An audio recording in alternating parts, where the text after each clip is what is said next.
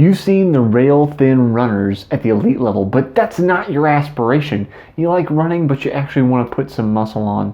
Well, I'm Jesse Funk, and on today's episode of Runner's High, we're going to talk about how, yes, you can put muscle on while you're running, and how to do that.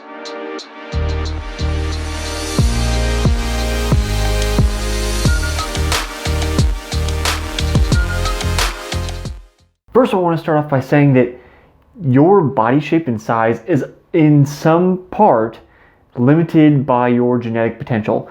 There are, some body types you're just not going to achieve because that's not what you're built for. I've run for, the vast majority of my life, so I'm pretty thin, but say I wanted to be, as big as Arnold back in his bodybuilding days. I could spend hours and hours and hours in the gym and not get there without the help of steroids. And maybe even with the help of steroids, I'm probably not going to get there. And that has to do with your genetic potential. So now that we got that out of the way, remember that there are some aspects that you may not be able to get to just because of who you are, which is okay. I'm a big fan of accentuating, kind of your own unique take on who you are. So now that we're past that disclaimer, how do you actually put muscle on as a runner? If you're looking to gain muscle, a good place to hang out are the bodybuilding forums. But as a runner, you may feel a little bit out of place. That being said, they know a lot about gaining muscle, and the number one way I often see prescribed to gain muscle is lift heavy weights. Well, if you're not in the gym doing this, that's kind of a problem, right? You're out running. The problem with that is that you're only working with your own body weight. So there's only so much resistance you can get with your own body weight. That being said, there are actually two basic ways to increase resistance, and that is increase your speed or increase the resistance against your body, which is a fancy way of saying go uphill.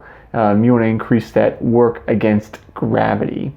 Those are going to be the two main ways that you're going to increase resistance against your muscles and try to stimulate a similar kind of activity as to lift heavy weights. That being said, there are studies that show that running actually inhibits some of our ability to gain muscle mass.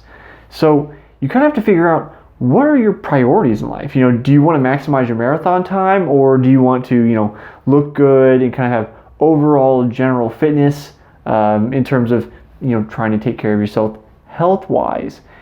It all depends on where your life's priorities are. If you want to gain muscle and you don't care about your run speed, or that is less of a priority for you than maybe how you look or being able to lift heavier objects, then go with that number one prescribed thing.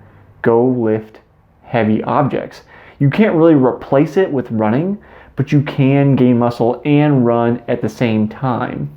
Now, if you don't want to do that, and you just take my tips, running faster, running uphill, into account, you will gain muscle over time, but you're not going to get big like you would if you're going to go to the gym and actually lift heavy weights. There's only so much resistance you can get with your body weight.